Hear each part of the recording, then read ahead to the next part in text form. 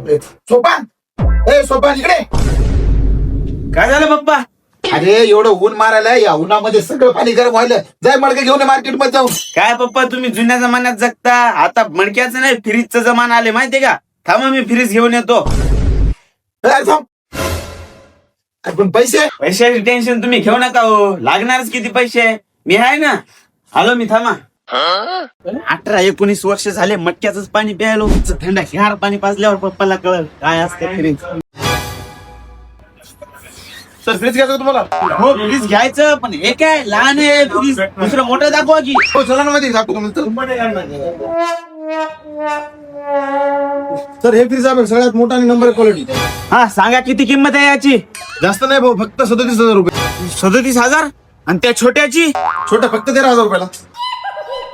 कुठे गेले? अहो मटका कितीला आहे? मटका का फक्त 500 रुपये. एक नंबर क्वालिटी बाय. तू का हा आपला मटकाच तर आहे. हे घ्या भाऊ पैसे.